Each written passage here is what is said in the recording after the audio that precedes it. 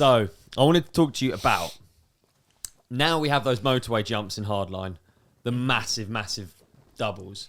When you first went to Hardline, your first Hardline was not on those, was it? No, they had those more, in a weird way, harder jumps. That was going to be my question. Yeah, talk me through first time hitting those, because there was that sort of like right hand hip over a wall, I think. Yeah. It was called a waterfall jump or something. Right. Yeah. That was technical, because I remember on the training sessions. Because I tell you what's so cool about these events is everyone is so good with each other. Yeah. You know, most races, I'm not saying people are like secretive of lines, but I suppose they are in a way. Whereas this, everyone's like, this is the speed that you have to hit this jump. That's cool. Every time everyone does the feature for the first time, like everyone waits for everyone to do it. Yeah. Everyone's like cheering each other on and all sorts. Like it's the best feeling ever. Wonder why that's, because it's a one-off spectacle event. Well, the jumps are so gnarly. Yeah. Like that road gap. If you come up short on that road gap, you're not walking away. True. And I mean that. Yeah. It's like you're not. Yeah, so it's basically you're all in it together. Yeah. And it feels that way. Exactly. And we'll come on to it, but that's why this event got cancelled, because it was in the interest of everyone to survive. Yeah. Yeah. And but yeah, those jumps were technical. Yeah. Because I remember coming in that first year, the advice was, because there were 2 rollers and then the hip, and the advice was basically hit the rollers fast enough that you kind of take off, but not fast enough that you like take off too much. So it's like as fast as you can hit rollers. Basically, cheers for the clear instructions. Yeah. And then also because it's a full on like 90-degree hip. Yeah.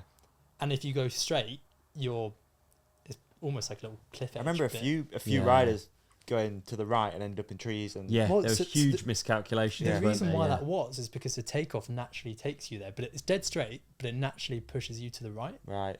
And so the advice was hit it dead straight, and in the air, turn your head, and the wind will catch your helmet, and you'll naturally turn into the landing. No, man. That's terrifying. That was the advice. By who? Well, like the guys have done it, right? So I'm on the side. Googly eyes. I'm on Watch the side. And I think it was like Bernie and Laurie Greenland came through as like the first riders to hit it. Absolutely tapped. And I was like, no way. Like, I thought they said hit it slow. It came in so fast, got it so good. So I was like, okay, it's on.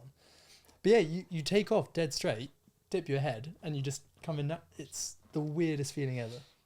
But if someone didn't tell you that, you would end up in the trees. You turn right. Yeah. Which I remember a few people doing that. Ended up in the trees.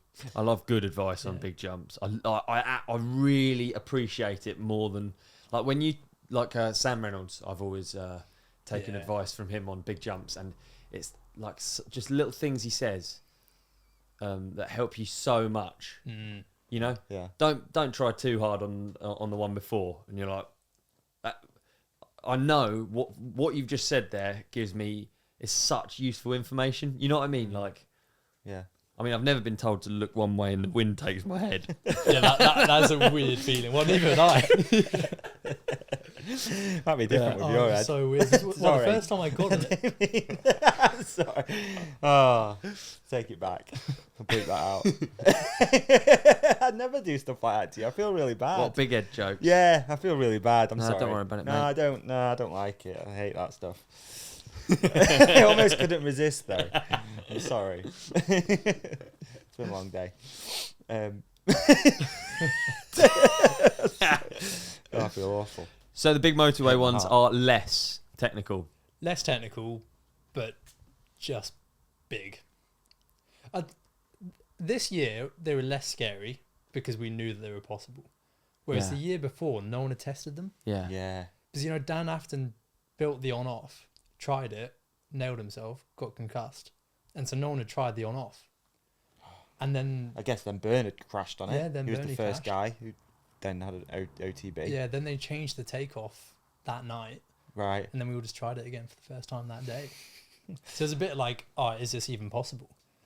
And they were like, what's the speed? And it was basically hit the on-off as fast as you can. So the on, it always looks small, I think, on video. But when you're standing on the takeoff, it is huge. And they're like, you've got to squash onto it. Yeah. And you're like, what? Like, how can you do that? But you squash on, land, and you pedal as hard as you can.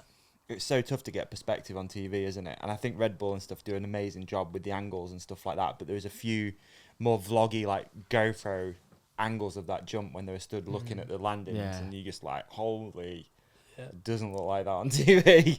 But I tell you what, like that first year of doing it was so cool. Like, you know how I said like the whole camaraderie of everyone. Yeah. Because we went up that day just to hit those jumps and then do the row gap and a few other bits. But we drove up and everyone was so nervous. Like you can tell like the nervous energy was so high. And you can walk up to there's like a natural bit that you can drop into. So you like drop into the corner, do the step down, and then you have the features. Yeah.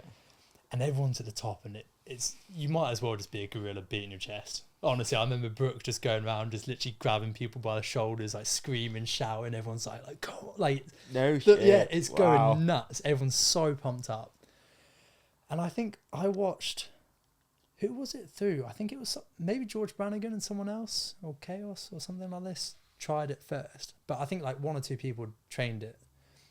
I was like, it's on, screw it. I don't want to watch anyone else because I've seen that it's doable now. I don't want to watch anyone get sketchy. I'm in. So I just dropped in. Everyone was like, go, Josh, like, go. Like that. That's the last thing I heard as I went around the corner. I remember getting the on-off good. And I remember landing the off. And you've got such a big run in. And you just see this lip and you can't see the landing. So you just see this huge lip. And I think I got like a cut in my lower lip because I was biting my lips so hard. Pedaling. Because I was pedaling that hard to try and do it. It feels like you're going to snap your handlebars. You pull up that hard. And in the air, you're just like, I don't know if I'm going to make this. Really? Yeah, and you do. But for the entire time, you don't think you're going to make it. But on it, like you were saying, like, I don't feel like I scream and shout about certain things. Like, I just have fun, enjoy riding my bike. And so I'm quite, like, chilled, I suppose. But when I landed that second jump, I couldn't help it. Really? I was just screaming, shouting. I think I like threw my bike on the floor. I was like just going nuts. Oh, I loved it. That's so good. Yeah. The thing is though, it must be, I've never experienced that, but it must be like addictive. That's the thing now. You've got the hardline buzz. So the bug, so like you're going to be back. Yep. You're never going to turn down an invitation. Oh, bring on a series. Yeah. Oh, I'm so keen for it. Yeah. Maybe. It would be sick. It would I be wonder if very that like cool. camaraderie would change a little bit if it was like an actual race series. True. Great point. Yeah. I wonder if it had changed. Maybe people wouldn't be as helpful if there was, you know, prize money or whatever it could be at the end Imagine of they it. start Prize stitching money's each good. other up. Yeah, maybe. Prize money's way more than World Cups. Is it? Yeah.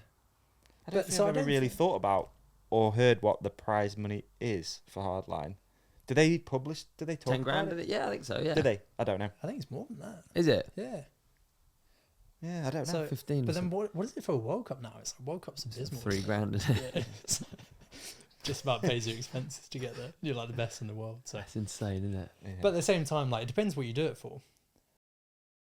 Did you enjoy this clip? If so, please like and subscribe. The full episode is available by hitting one of the links on the screen right now, or type the Ride Companion into your favourite podcast app. We've even put links in the show description for you. Cheers!